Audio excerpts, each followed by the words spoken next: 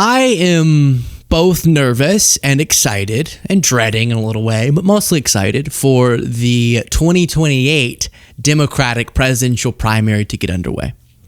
Obviously, yes, on the surface level, there's like some fun drama to it. They're going to be on the debate stage, right? But it's so important. And the underlying substance is, however this competition ends, that person is going to be entering into one of the most important presidential elections in American history to see, are we going to get out of this horrendous MAGA era, Trump era, whoever the Republican Party puts up, or are we going to be stuck in it, maybe in a way that's irreversible? And so for the stakes to be that, but for the normal politics of it to still exist, of the petty little jabs, is an interesting cocktail. And I was just doing a podcast next Sunday. I don't know if I'm allowed to say this, but I'm going to say it. My Jubilee episode is coming out this upcoming Sunday, I should say. And in preparation for that, I did an interview on their podcast. And I was asked by John who I thought would win the Democratic primary and who I wanted to. And my response was, I don't know. It's really early. I don't even know who's going to run. But my biggest ambition is that anyone who's interested in running gets in there, a wide range of views within the Democratic Party, and then hash it out. Hopefully we don't divide ourselves in a crazy way, but really hash it out, because I think that has not happened in recent memory. And it's a strengthening process for whoever ends up being victorious to really have their views challenged, be pushed, try to understand the Democratic base, understand the electorate and all of it. And so I'm just laying that as a groundwork for this segment, which is after, I would say, phase one of the beginning of the pre-primary. Okay, so we're at the beginning of the pre-primary, before the primaries even started. Before people have officially announced, you have the jab starting, right? Kamala Harris says this about Josh Shapiro. Josh Shapiro says this. Pete Buttigieg says that. Newsom says this. Little jabs have already been, and some of them were in Kamala Harris's book, 107 Days. And the funniest one, the two notable, well, there was a few, but one of them was she reached out to Newsom to get his endorsement, and he responded, "We'll call back hiking." And then she said he never called back, and that was perceived as a little jab. And then he said, "Whoa, no, I mean, I ended up endorsing her, like it wasn't a thing. This shouldn't be blown up into drama." But then it was recirculated, a clip of him being like, we didn't really have a primary, but Kamala Harris became the nominee. And some of y'all, I think, will get a little uncomfortable because, like, we want a unified front against MAGAism. But don't worry about that. We should have that on the principles. And between now and the time when it's really going to be impactful for that to be the case, we got a lot of competitiveness that needs to happen, a lot of jabs that are perfectly healthy to refine who the best candidate will be, and to have people bring forward their vision for the Democratic Party. So there was that. And then there was, of course, I'll remind you of this in a second, Kamala Harris in her book saying she ended up not being able to pick Buttigieg because she thought a black woman and a gay man would be too much. And then people are like, wait, are you saying you didn't pick him because he's gay? She's like, no, I'm not, but yeah, kind of. So there's that little thread. And then Buttigieg is like, I think more of the American people than I guess Kamala Harris does. It's like, oh no, here we go. And the latest one is Josh Shapiro, the governor of Pennsylvania, widely speculated to be planning on running for president in 2028. And he started soft launching some of his little jabs at Kamala Harris. And I don't even say that negatively. Again, throw it all in there. I want to see it. That's how we're going to get the strongest candidate, I think. And we haven't heard much yet from the more like progressive wing as to what the ambitions are, but I want progressive wing to jump in. I want the established people. I want it to go, go, go. And you also criticized her, which I thought was fair, for not speaking out publicly earlier about concerns over President Biden's fitness to run in 2024. To me, that's not just a criticism for the VP. It's a criticism for the whole Democratic Party. You and I have talked about that issue. Yeah, and look, I don't want to get into it with the former vice president, but I mean, if you're in the room, you're seeing things nobody else is seeing. You got a responsibility to speak up, and she didn't. So you got the leaked Newsom text. Interesting, but this is a little bit more, because Newsom and Harris didn't really publicly call each other out over that a ton. But Shapiro might feel a little bit more ambitious to say she didn't call out Biden when she needed to. Because in the book, Harris says, you might remember that Shapiro was too focused on being like number one and didn't want to be number two to her when he was being vetted to be her vice president, and that he was already thinking about how to decorate the White House or something. And there was like that. And she might say that's just kind of a little anecdote. And of course, everyone wanted her to outline what actually happened. So I get why she put a lot of those things in there. But that's definitely going to make Shapiro go, hey, whoa, I wasn't too fixated on being number one. You know, like, maybe you shouldn't. Maybe you're not number one right now because you didn't know. And then we'll move forward. This is on The Breakfast Club. Please do click the subscribe button if you appreciate the show. Right below the video, just click it and you help us. The other funny part is, me included, our focus, I think just people who really didn't want Trump to win, was so narrow. And I think it was detrimental, honestly. I've looked back on some of my coverage. I'm like, I think I might have been a little too narrow in my fixation on some things. And that's why my ambition for this next round is a much more intercritical one. Because I think that makes for a better movement, as long as it doesn't get like, you're the enemy, which please, let's start practicing that as just our audience. We can disagree. Who do we think is better? All that. Who's a grifter, who's not. But we don't need to turn on each other as, well, you must then not even care if MAGA wins next time because you don't like my candidate. But I understand why now on the other side of Biden and then Harris losing, a lot of these candidates are going to go, man, Kamala Harris, she should have said something earlier about Biden not ultimately being the right candidate, but they weren't either. And everyone was a little bit, not everyone, most people were a little bit just petrified to move and just wanted to say, all right, look at the strong things that Biden's doing. Yeah, that wasn't good. That little public moment. But we'd much rather more of this than Trump, which is still a very moral and correct message. But it definitely missed a lot of inner movement criticism that I think could have happened much more healthily. And I don't remember Josh Shapiro necessarily being out there like, Biden shouldn't run or something. So for that to be about Harris, but he's saying it's because she was in the room. So it's all so fascinating than this. To serve, and they want to know what you really think. Mm-hmm. Were you surprised when Trump won Pennsylvania? No.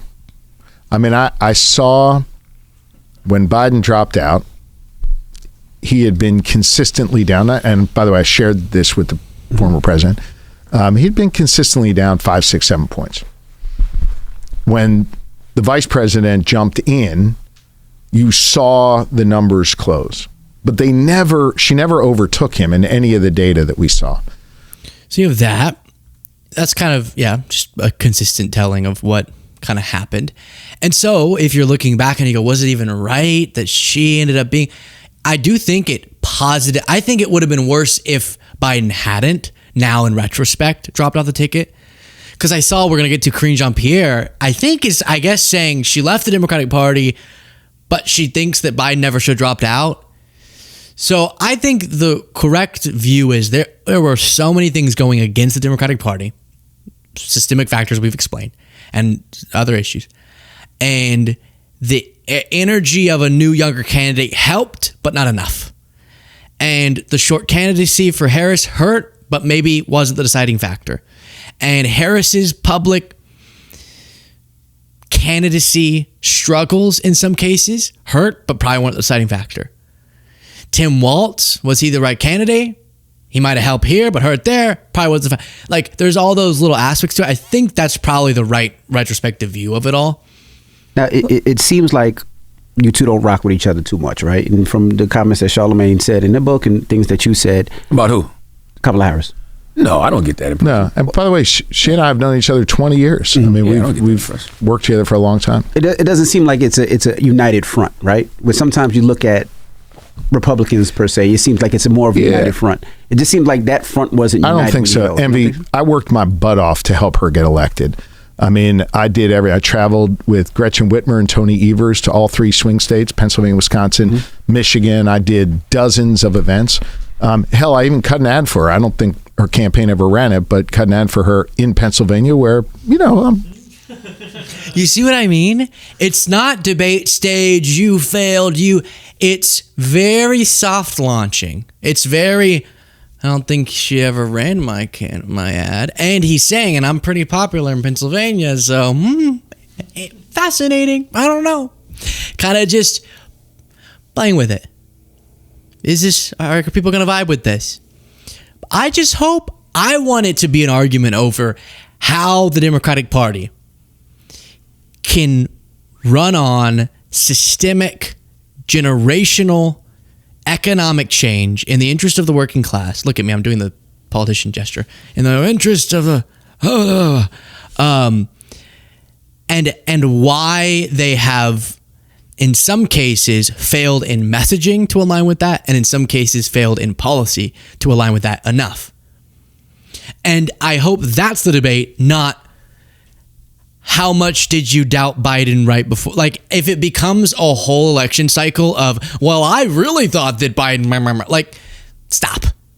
That'll be unproductive. We all kind of go, all right, well, that was a big failure. The way all the cards ended up falling or whatever, the house of cards, the table, on the hand that we had, all the different metaphors.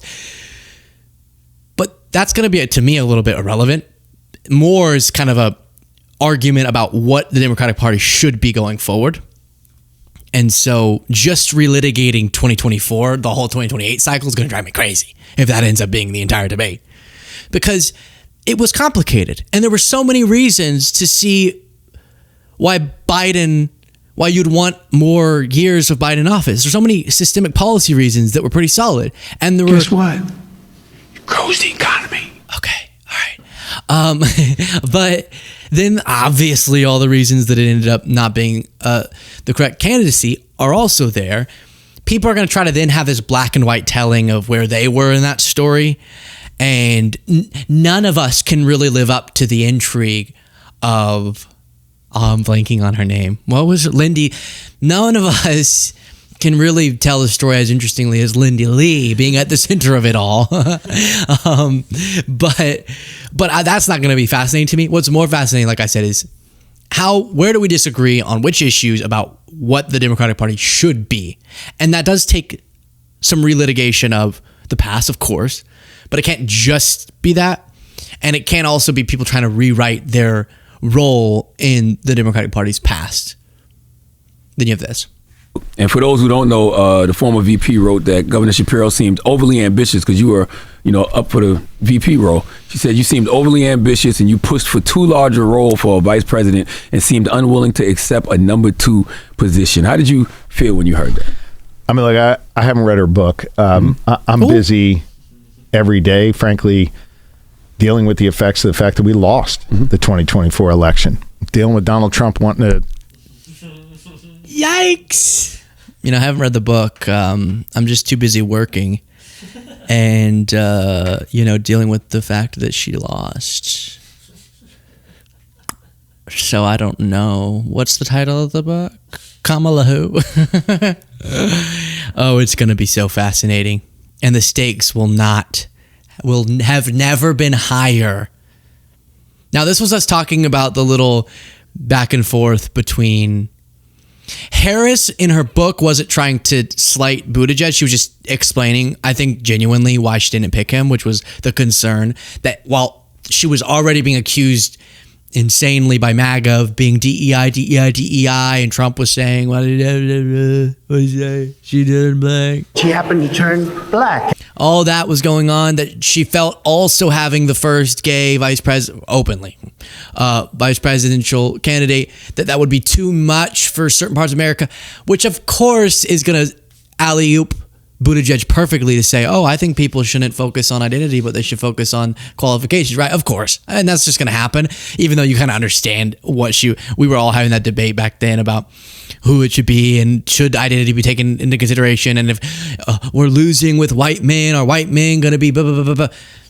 But we covered this part of it a little while ago when talked about the leaked texts. Not a fair, but then once you put that in a book, then that's how the question has to be asked. Black woman running for president of the United States, and as a vice presidential running mate, a gay man, with the stakes being so high, it made me very sad, but I also realized it would be a real risk. No matter how, I've been an advocate and an ally of the LGBT community. No. Okay, no. I can't. Let's not go there. We're not accusing you. No, don't go there. No, Jaden, don't go there. No, we know your point. We get the point. We understand. Trump attacked her for being DEI. Oh, okay. Let's not do that flashback. I'm about to make the exact same point. I just spoiled my own point. Dang it. Well, you get the clip was there because the point of showing that flashback was I do want to remind you though, the Buttigieg reaction was just that once you put that in a book, it's going to be tough in a concise way to explain without it sounding like you're saying, I just couldn't pick him because he's gay. It's going to be, even if you're saying no, but then if you say it's not about him being gay, it's about people's views of both a black woman and gay and Indian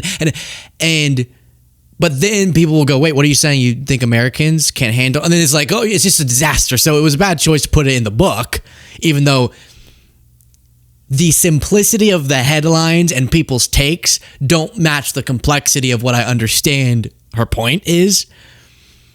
But again, this is the more interesting flashback, which is that's not how we should operate ultimately.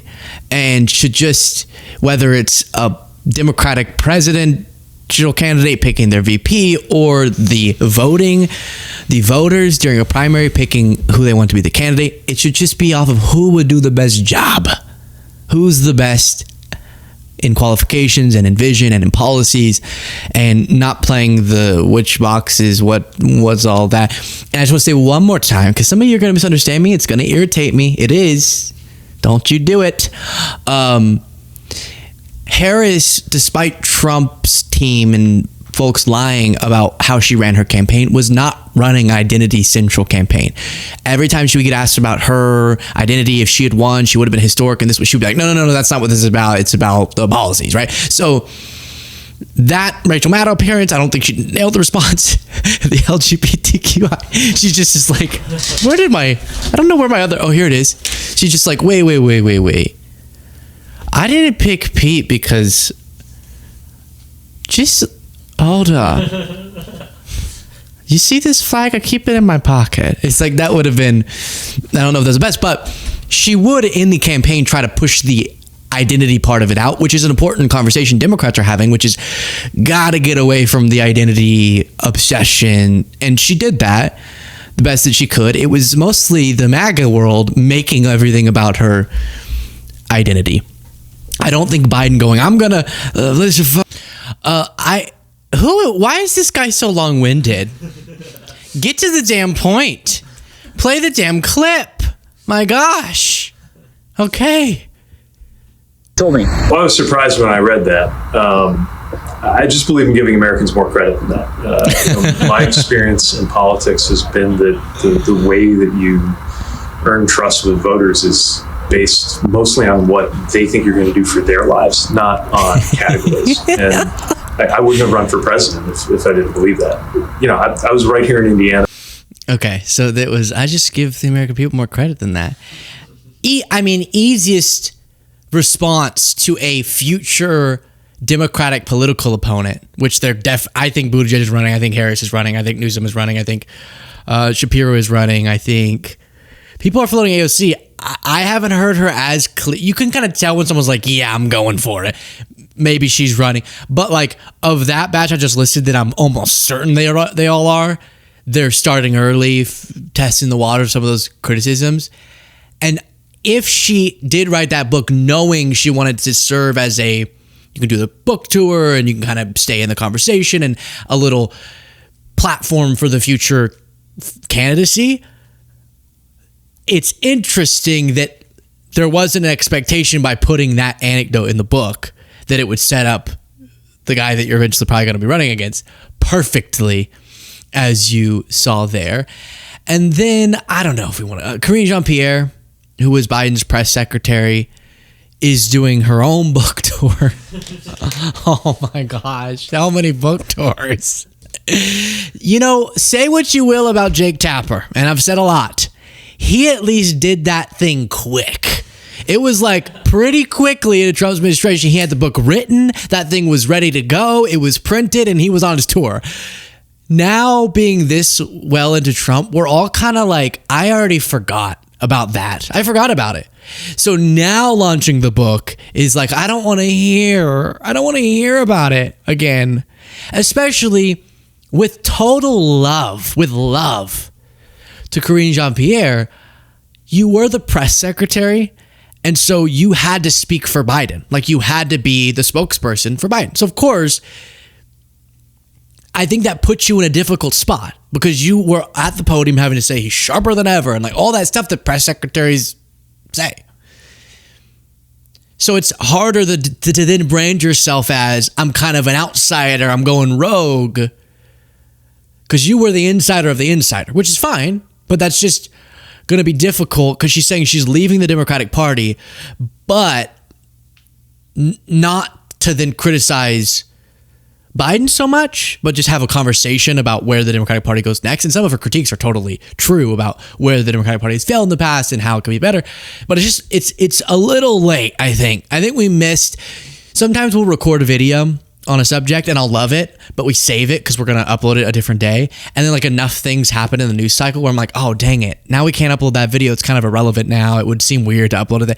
That's like this. It's like, you should have scheduled this on YouTube a few months ago, and now it's just not going to perform well. It's a little late in the conversation, I think. In her new book, Independent, it's an inside look at a broken White House outside the party lines. That is the subtitle. And Karine Jean-Pierre joins us now. Great to have you here. Thank you, Tony. Thank you, Dale. Thank you, Nate. Thank you for having me. So when this book landed on my desk and I saw a broken White House in the subtitle, I have to say, I thought you were going to say that try as you might to convince Joe Biden to drop out of the race, because what we were seeing is what you were seeing, and he was struggling, couldn't do it. I thought you were going to say you were angry at that, but mostly I did too. What you said in this book is you're angry at the people who tried to push him out. Yes, that's correct.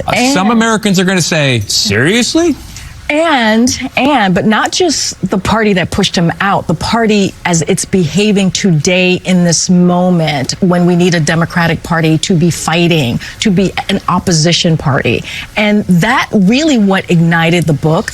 Right after the administration, I was just minding my business, right? No longer a public servant, going to the grocery store, going to my kids' school. People would come up to me, and strangers, and they would say, what's going on with the Democratic Party? Why aren't they fighting? We knew what was going to happen after this election. Why are they not prepared? So it is, the stakes were really high. So it's connected also to the moment that we are in. I'm telling a story, obviously, my story, and how I started thinking about the Democratic Party and my involvement in it. And then fast forward to today, the disappointment, the disillusionment that millions of people have. But and I want to pick up on what Tony was saying, because I too thought that. And you said, people said, why didn't members of his inner circle speak up about what many believe was the apparent decline of Joe Biden? You said, you're a member of the inner circle and you never saw the decline. And after that, I wrote, how? Yep. You even write, Karine, that you were on the plane with him going to the debate and you didn't see anything. Well, when we were on Air Force One going on the debate. Do we want to listen to the rest of this clip? Do I want to hear about the debate? Let's take an office vote. Raise your hand if you want to hear about the debate. Okay, let's not. I'm not. We did it already. I told myself I'll put 100 hours into talking about that. We did it. Check. Moving on. I don't want to hear about it. He had a really bad cold. But what I saw, he had a really, really bad snotty nose. It's too painful. It's too painful to hear about again. And I don't even think we need to. I had so many clips prepped. Why do I prep so much? It's too much prepping. Okay, friend of the show, Tim Miller, was also on. It got a little contentious. Sure, and he didn't talk about him that well, though. He couldn't talk about him. He wasn't campaigning No. Wait, first of all, he did talk about them. Whether it broke through or not, he did.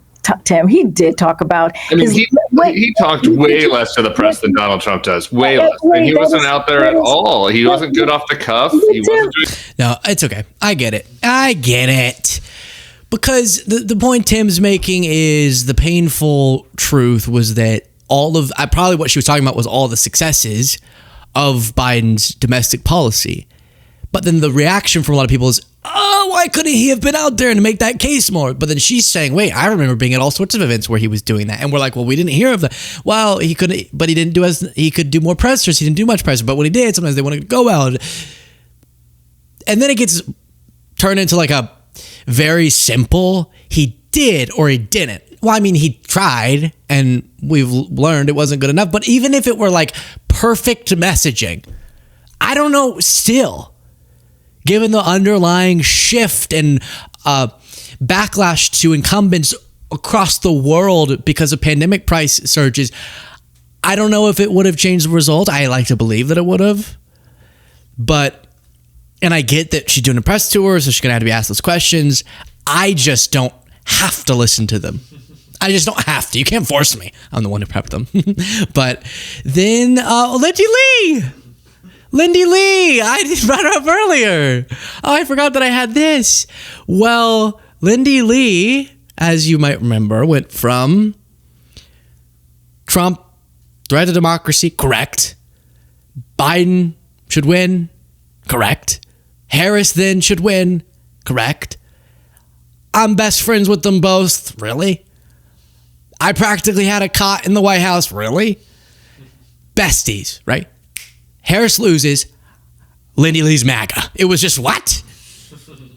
And it's interesting because I think people who treat politics, and I don't mean to beat up on her too much, but it's emblematic of a broader issue. People who treat politics as a game see a failure as a reason to switch teams. It's like Cole likes to say that he's a big fan of the Saints and the Broncos. So when the Broncos are doing well, oh, he's a Broncos fan. When the Saints are doing well, oh, he's a Saints fan.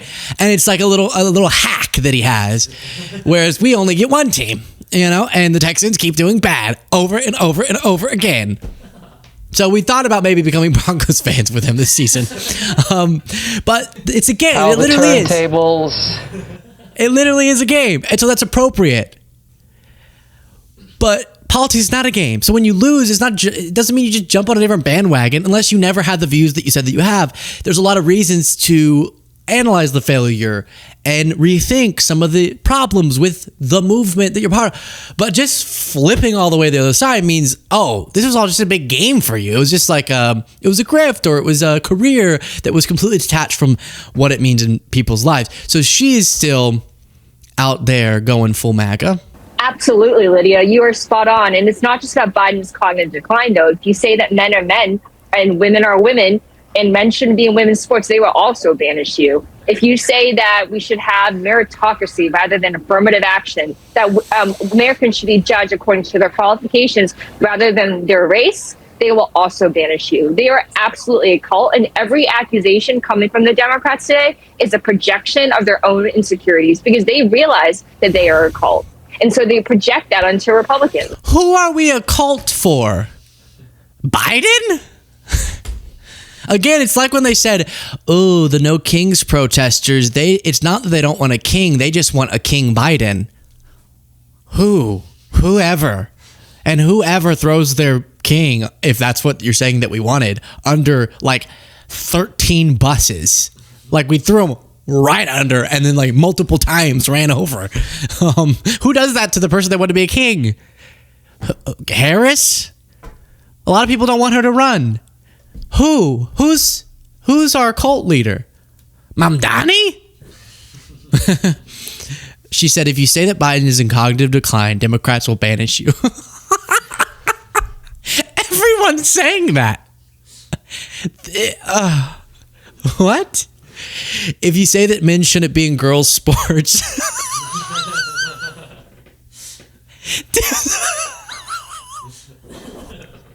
Democrats, wait. I didn't know the debate was about men being in girl sports. I thought it was maybe, well, they say it that way, but like even y'all used to say men and women's sports and boys and girls sports, which still is but men and girls sports. I want to play in 7th grade softball. Is that female softball? Is that so wrong? Is that so wrong, Lindy? I'm going to exile you if you don't think I can play in. No, plenty of people have perfectly reasonable, nuanced views on that issue, including me. If you say that DEI is bad for America, Dems will cancel and vilify you as a Nazi. I think the Nazi thing comes from when Paul Ingracia goes, hey, we shouldn't have DEI, and also I like Nazi. I think it's when they're paired together that people have an issue with. Yeah, you can have issues with certain DEI programs, sure. Plus, she said meritocracy. Don't even start, Lindy, with meritocracy. I still haven't seen, maybe by the time I'm done recording this, it will have happened, but Paul Ingracia still hasn't had his nomination revoked. He's not that qualified, and he was saying he has a Nazi streak. He said that about himself. I feel like there are more right-wingers calling themselves Nazi than liberals calling right-wingers Nazis. In this news cycle, I never call random Republicans Nazis. Of course not. I only call you Nazi if you're Nazi. Bunch of Republicans are not. Vast majority, okay? But a lot of them in chat seem to be calling themselves that. So that's the only people I call it. If you admit it, I call it. That's it. Or if you say you like Hitler. Also, I call it. But other than that, I'm not just throwing it around. Vance said it about Trump, right? I think Bobby said something similar about Trump, but not me. So you don't have a meritocracy. And then, yes, tell me more about how they're not a cult. I don't think you know what a cult is. Just being passionate about your political views is not a cult.